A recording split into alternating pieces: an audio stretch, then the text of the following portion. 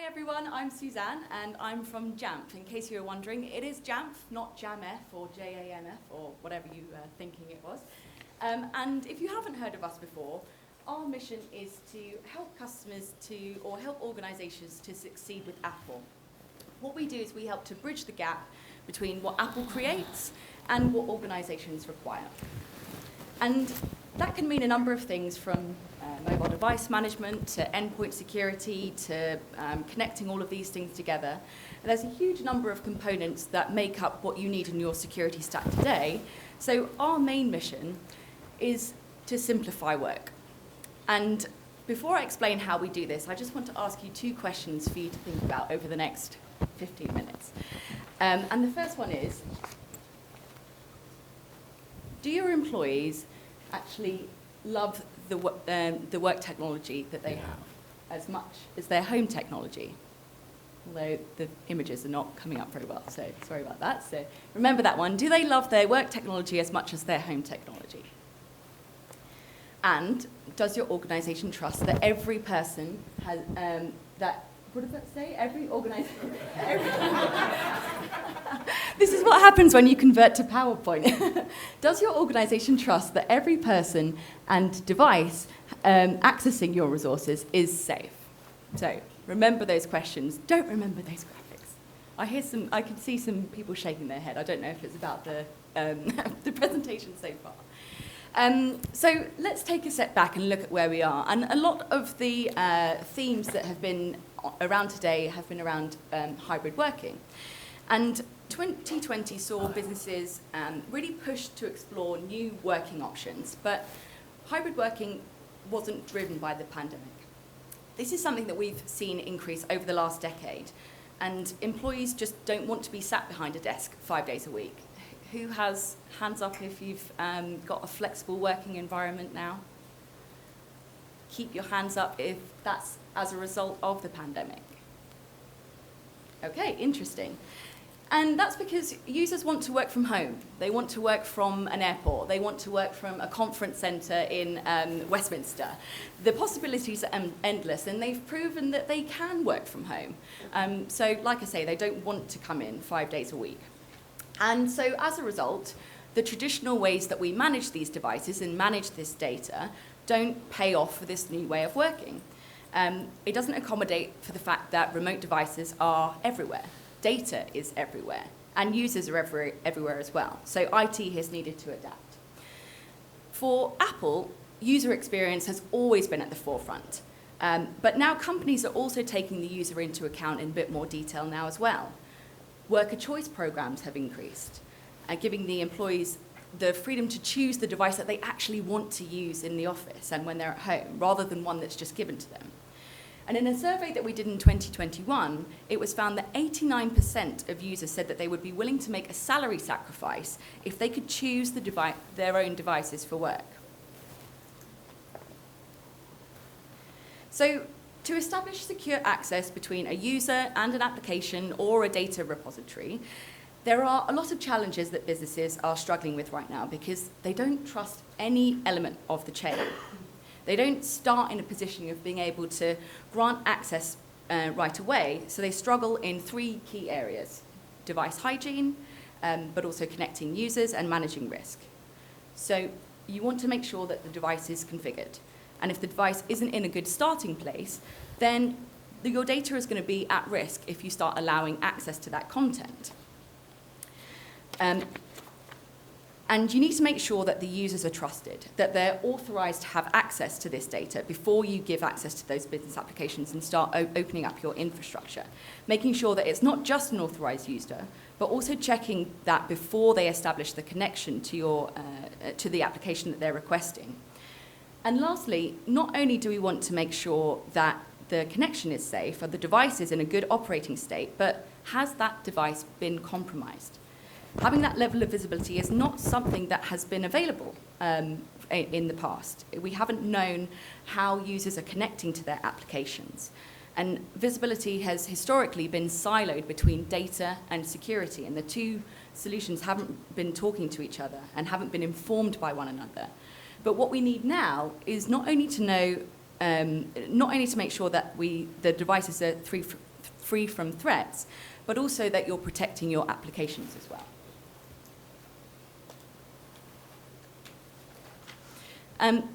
And there's no doubt that there are many benefits to remote working, but it's clear that, like we said, there are new challenges. And it's not just with distributed apps, but also with new device types being introduced. And in recent years, organizations have had a complete onslaught of basically every operating system out there in a variety of form factors. And they're having to work out how to enable people to work when maybe they can't touch the device, maybe they don't even own the device if it's a BYOD scenario, and how they set these configurations on the device regardless of the way that it's managed. As I mentioned before, applications have left the data center.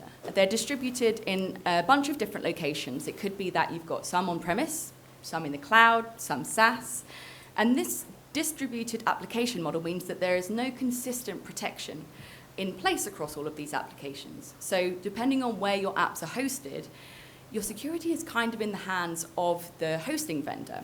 And this raises concerns, naturally, as it might not be consistent with the terms and the security that you might apply as your business. Modern operating systems require modern solutions for verification, for verifying the user identity and connecting data. Traditional solutions like VPN, they don't offer the right security for these new devices and these distributed apps. And managing risk. So be that targeted attacks on your organization or users bringing in their own risk with insecure behavior. Often users are not malicious on purpose, they just don't make good decisions. And those decisions leave your devices at risk of compromise. So the challenge really is, how do we get all of these things together while also making sure that you don't impact the user experience and have a unified experience across all of your devices, whether they're corporate-owned, BYOD, phone, tablet, laptop, and how do we make sure that our users love their work technology while also keeping access to your resources safe? Well, this brings us on to Jamf Trusted Access, which is a solution that makes ticking these boxes and overwhelming these challenges easier than if you were to put them all in different components, or put all the different components together. So rather than having different silos for device management, for identity, for endpoint protection, and for connectivity, we can offer all of this functionality in one turnkey solution that is easy to deploy, easy to maintain, easy to purchase, and all achieved through one vendor. So let's break that down. With Trusted Access, you are able to enroll any device, and this is where we establish trust. This is where we provide some configurations and ensure that the posture checks are done, getting the device sized right when it's getting onboarded, right at the start. And once that device is enrolled, whether it's BYOD or fully company-owned, then we bind that user to their identity, to the device. And that's really important because historically, user identity is used outside of the device. It's not locked down to that device, which means that there's a big gap for businesses, as there's not a unique way of being able to identify the devices through which these users are accessing all of your sensitive content. On top of that, we have a really rich set of endpoint protection technologies. We're going beyond the baselines of the device, not just for Apple, but for all platforms out there, to make sure that all of the latest security patches are installed, that devices don't have any malware on them, and that the users themselves haven't brought in that risk that we talked about earlier just through navigating the internet. And this could be done through a phishing attack or someone downloading a malicious application. The possibilities are endless. So do you have the right tools in place to stop your users from browsing malicious sites, or even sites that you just deem inappropriate for work? As a remote worker, you're 26 times more likely to fall vulnerable to a phishing attack. Hands up who's received the text messages pretending to be from Royal Mail asking you to pay $1.99? Yeah, we've all got those ones. My poor friend was like, well, it doesn't matter, I've handed over my details, but they'll only take $1.99. I had to say, no, darling, no. And so that's one stat, 26 times more likely as a remote user to fall vulnerable to a phishing attack. And in the last few years, since remote working came to the forefront, we've noticed from our data from our customers a 600% rise in users accessing adult content on work-issued devices. I'm not pointing any fingers, but I can see a lot of guilty faces. So once all of these things are in place, we can then, through our own infrastructure, connect that user to on an enrolled device that has been secured and connect them to their applications through zero trust network access. And this includes policy enforcement as well. So giving you a coordinated policy across all of these different touch points, configurations that can be changed on the device, and you can make sure that your user roles are well-defined and understood and being bound to your devices. You can make any changes really easily, and it's a really rich set of controls on the endpoint, which means that you can monitor for compliance and that the device is indeed protected at all times. And then you can push people out to their applications. And because of how our ZTNA solution is architected, connections can be made to any application, whether they're in the cloud, SaaS, or on-premise. So one of the things that ends up being missed by other solutions that are kind of stapled together is that when things do go wrong, we have the ability to circle back to management to make sure that we are remediating, that we're offering quarantine options, that we're controlling patches, and we're doing everything that we can to make sure that we're getting that user back up and running as soon as we can.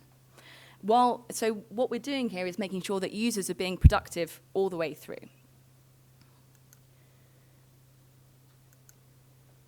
So this is done by first starting with management, with a mobile device management solution.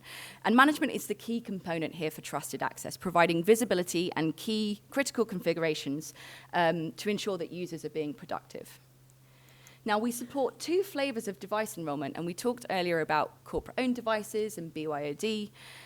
In a corporate-owned device or corporate-owned scenario, we manage the full device. And that's really good for setting a security perspective and making sure that you have full visibility and full control on that endpoint.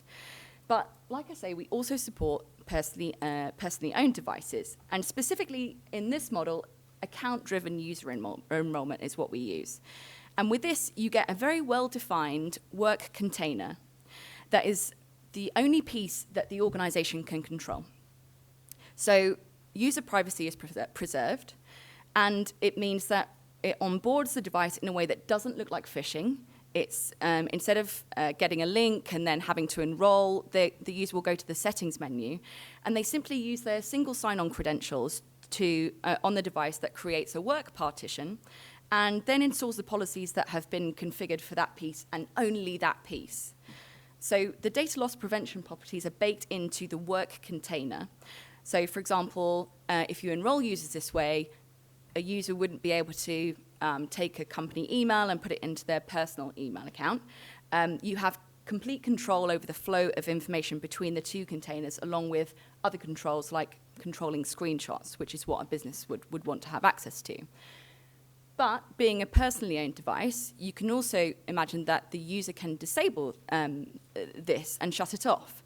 And what that means is when they do that, they will lose access to all of the applications on the work side of on the work profile, and all of that will go away. So the user won't have access to them anymore. Conversely, if the device needs to be wiped, the administrator will not be able to, they won't have rights to the whole device. They'll only be able to wipe things on the work part of the device. The next pillar is identity. And through integrations with IDP, we can really extend the use of your identity provider, making it so that you have a strong user association on the device, which is critical for the modern policies that need to be implemented.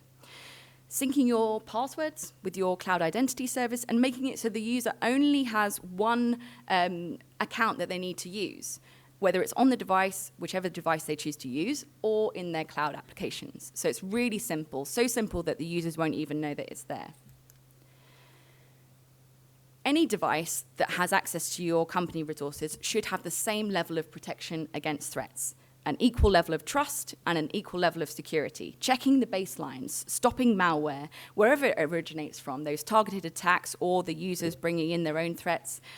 Mobile is often forgotten or often left out of these security conversations, but what we're saying here is it should definitely be included in your security strategy. In fact, 60% of security professionals think that malware is underreported on mobile, but it should be treated as a class of device, and it should have a consistent policy with everything else that you're doing.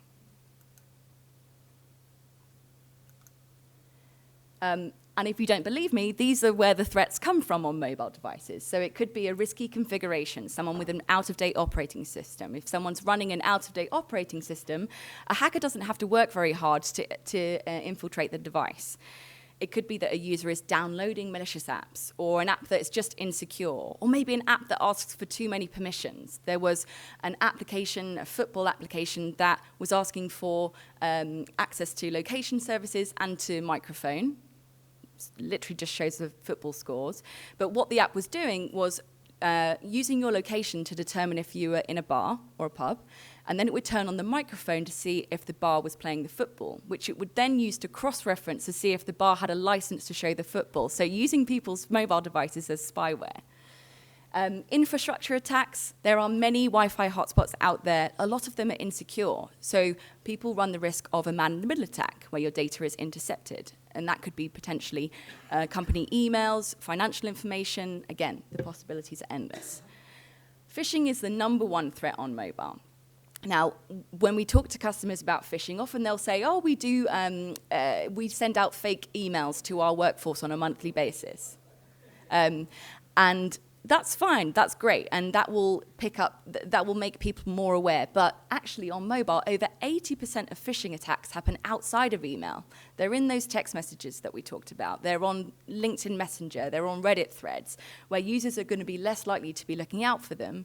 And the screen is much smaller, so you won't always see the full address of the site that you're going to, so you can be more easily tricked. As well as things like command and control attacks, like the Pegasus example we heard about earlier.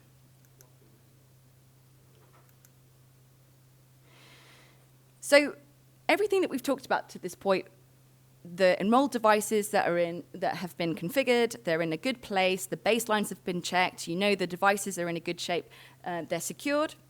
Only authorized users have signed into those devices, and then they request access to your applications. It's all going to route through our infrastructure and connect them to their company resources wherever they are located. And this all ties together in a nice, neat bow to create our trusted access story. Now, Jamf has a long-standing relationship with Apple, and while we're not Apple only, we are Apple best. And these devices have historically been seen as second-class citizens when it comes to VPNs or even security products. And this is because they lacked visibility within the organization, or businesses were just unable to create a great user experience for these devices. And so, as a result, Apple users have not had access to core resources. They haven't had the security that they needed. Well, we're here to fix that. We have the tools to make sure that your users are rapidly deployed with a great user experience for all your applications, and as we said all along, with great connectivity that keeps your users happy with their devices, and the user experience is always top of mind while maintaining the privacy of those users as well.